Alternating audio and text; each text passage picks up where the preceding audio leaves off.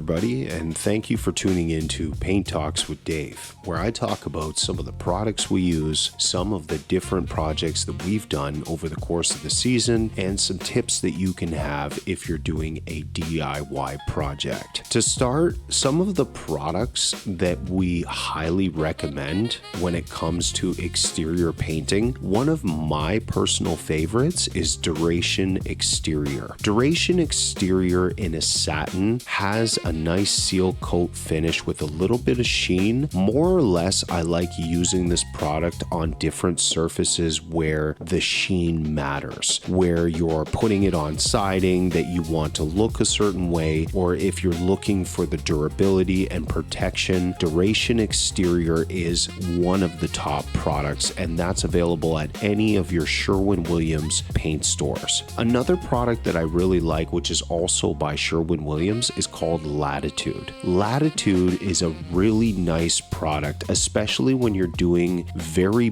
bold color changes like in a black. We did a front porch area in black where the pillars were black, the railing was black, and they even wanted to go with black on the siding, but that's highly against my recommendations because of the extreme heat that we were dealing with in that season. There is paints that are safe to be able to use in extreme heat, but the certain black tint that the customers were looking for was not one of those paints. So we don't want to recommend a product or recommend a project that may or may not fail because of the fact that we're dealing with extreme weather situations. Another product that I actually really love myself is called Seal Proof. It's a PPG product, and it's a primer that you can apply before any coats of paint, especially when you're doing a white siding project. Anytime you're doing a white, the coverage may or may not be an issue depending on what you're looking at previously. In a specific project we were doing, I recall the stucco being very porous, being very textured, and it was previously a yellowish color on the siding, which makes it very challenging to get coverage with a white. That's why this Seal Proof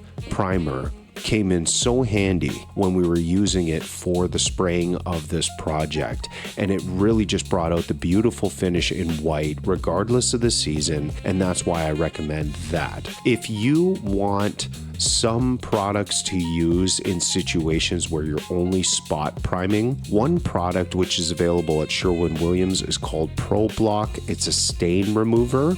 And there's another product called Bullseye 123, which you may notice at almost every hardware store you go to. So the Bullseye product is very good for taking out stains and for providing the adhesion that you need for the actual paint application process. And I highly recommend that as well if you're going to be using something that you need to block stains or discoloration that you may notice in the projects that you're doing. One really nice product that you can use, and depending on your budget, because everybody is seemingly in different budget situations. When we did front doors and garage doors, there was a product that came out by Stucco called 360 Degrees. A lot of people, when they look at Stucco paints, they think lower quality because a lot of the Stucco paints are priced at a bit of a lower rate. The Stucco 360 product was very durable, very reliable, and the paint was applied nice and smoothly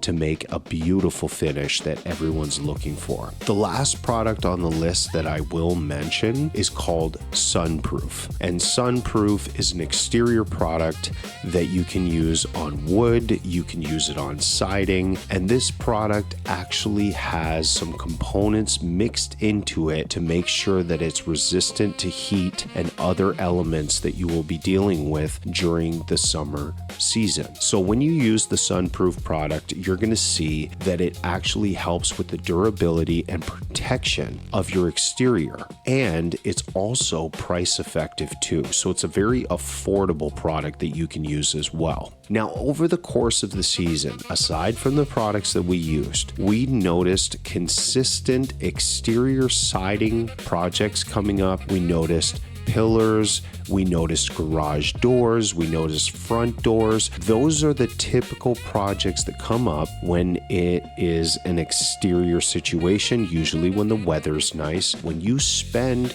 good money on good products, you will have a longer time before you would have to recoat the surfaces again. In the exterior season, we've noticed that a lot of people are trying to budget out portions of what it is that they want to do to be able to justify the finances that they're putting aside. So one recommendation I would give as a homeowner is, if you're not prepared to take on the full scope of the work that you would like to do, maybe it's not your time to paint. Maybe it's better if you just wait until the next season. The reason is because if you do things in sections as far as it goes for your exterior work, what you're going to notice is that durability changes because times change when you're painting over a different surface at a different time. It's always best, and a rule of thumb for me, to be able to paint an entire project at the same time, so then that way you don't have to worry about the longevity of a different area or the durability of a different area because you painted that at a different time. I would always recommend that you want to be that person that finishes it all at once to make sure that you see the results and you get the maximum amount of durability for your exterior. Another recommendation I would make for people who are using their own efforts and doing DIY projects: if you're going to purchase tools for your DIY project, it's always best to make sure that you understand however much money you put into the tools that you're using for painting is the quality of finish that you're going to see at the end. Now, when it comes to rollers, I've found that you can get really reliable rollers at the dollar store, and they are in fact comparable to some of the rollers you do see at the hardware store, which makes it very challenging for these stores to be able to sell high quality products because you can get something very similar at the dollar store. One thing that you can get at the hardware store that you cannot get at the dollar store is rollers that have ball bearings in them. The reason they have ball bearings is because it makes the rolling process a lot more smooth. It makes it easier to have an even finish coat when you're rolling. Also, it lasts a lot longer. I've noticed that rollers with ball bearings in them last a lot longer than your typical generic rollers that you get. So if you're looking for something that's just a one and done project and a throwaway, then of course, going to a dollar store may actually make sense for you. But if you're somebody who's painting consistently, or you have multiple projects that you would like to do, perhaps purchasing that roller with the ball bearings would be a better option, so that way you can use it for all of the projects that you're doing. I do have specific recommendations when it comes to these rollers, but we're just going to show you a couple of examples, so then that way you can decide which one works best for you. Every hardware store has different brands, so when it comes to sleeves, when it comes to brushes, you can see the various different brands in every single store. And a lot of these customers or homeowners will ask, well, what brand should I choose? Well, one brand that I really love